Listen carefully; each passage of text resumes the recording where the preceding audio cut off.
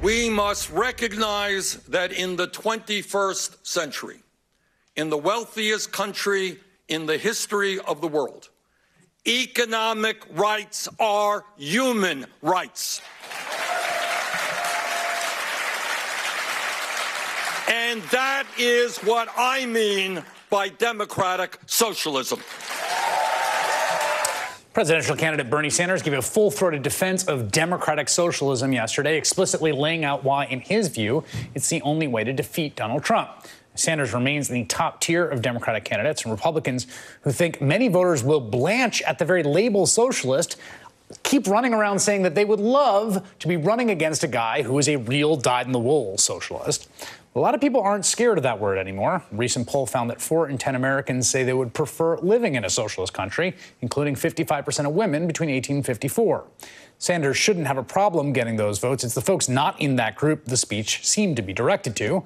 And joining me now is Senator Bernie Sanders, 2020 presidential candidate. Here's my first question.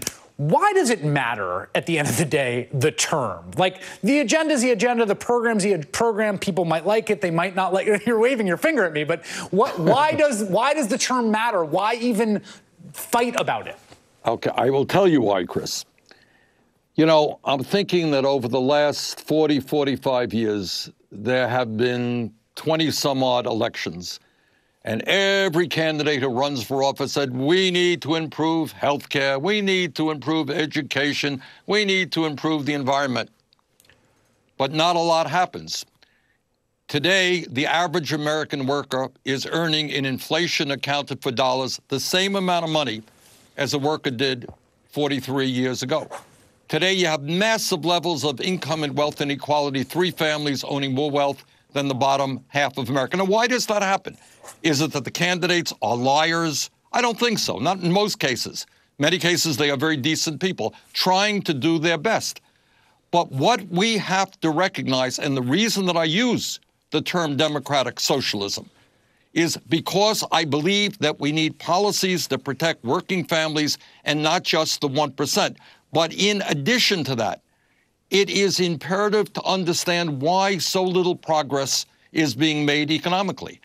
And that is, and I think my campaign is unique in saying this, if you want real change in America, if you want health care for all, if you want real climate change reform, if you want education opportunities available for all, we have got to take on the ruling class of America. Right. That is Wall Street, the drug companies, the insurance companies, the fossil fuel industry, the military-industrial complex. And what I am saying is that I, as president, can't do it alone.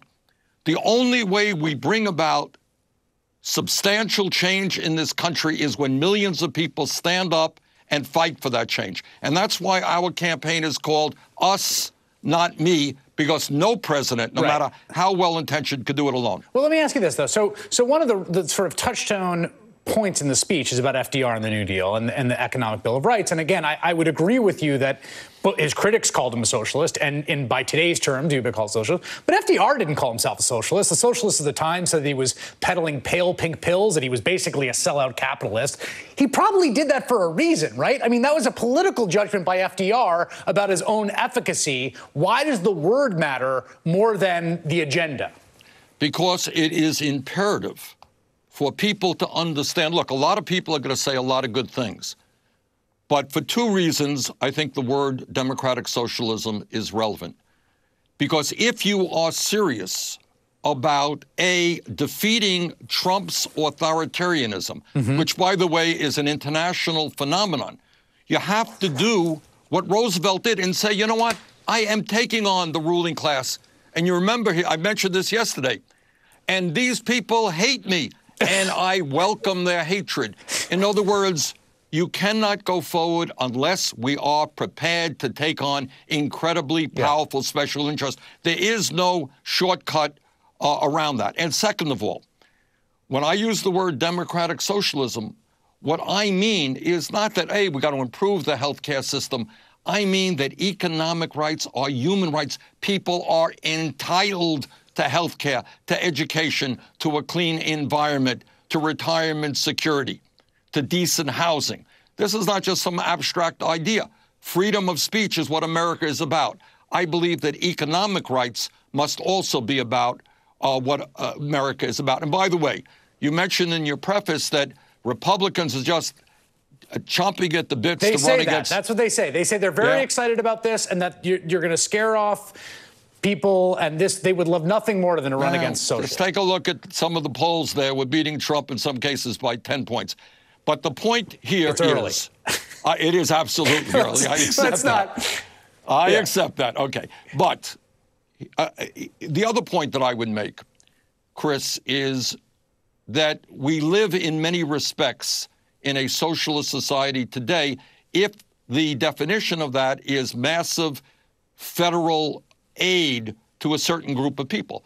Problem right now is you have, as Martin Luther King Jr. talked about, we got socialism for the rich, but rugged free enterprise for working people. We have to turn that around on its head. You just said something. You talked a fair amount about sort of international authoritarianism as a sort of international force, and I thought about it a little bit in the context of what the president said yesterday about welcoming Russian help. I mean, first question is, what is your position? If you were offered help from a foreign government or foreign adversary, would you call the FBI? Is that your position? It is illegal. So, yes, I would. And I guess my second question is, are you worried about that aspect in this campaign? And, we talked about at the top, it's not just Russia, but like the Saudis, for instance. You've been very outspoken about the U.S.-backed Saudi war in Yemen. The Saudis have tons of interest and a lot of investment in Donald Trump being the president of the United States. He's given them free rein. Is it a live issue to you, the fact that if Bernie Sanders were the nominee, the Saudis probably would like to see you defeated? You think so? Yeah, I would agree with you. Look, here is what I think we should be very nervous about, above and beyond your legitimate concerns. And that is, we have a president who doesn't believe in the Constitution or doesn't understand the Constitution, thinks he is above the law. And I think that what we are likely to see, I hope I'm wrong, but we are likely to see is a president who will merge the agencies of the federal government and his position as president and combine that with his position as a candidate. And we should be very mindful of that. And I think we should all be watchful as to how he proceeds. Well, I guess that's the question, is what to be done about it. I think you're right. I mean, that seems like a live issue. We saw today the letter from the Office of Special Counsel about the Hatch Act violations, which is designed. Do you think that is? I mean, what I hear from you, do you think that's important? Actually, that's not just a trivial thing. And it's not just Ms. Conway. It is. I don't think in his own mind he sees much different. He's a candidate. He's a president. What's the problem? Use all of the resources you can to win, in addition to the fact that he is a pathological liar and that he will have the backing of a lot of very, very wealthy people in this country, including his own personal wealth. So, yeah, it is, in my view, a real issue of concern. But it comes down, let me respond and tell you what I think the antidote is. And the antidote is a strong, progressive message that says to the working people of this country and to the young people that now is the time, in this unprecedented moment in American history, for people to become involved in the political process.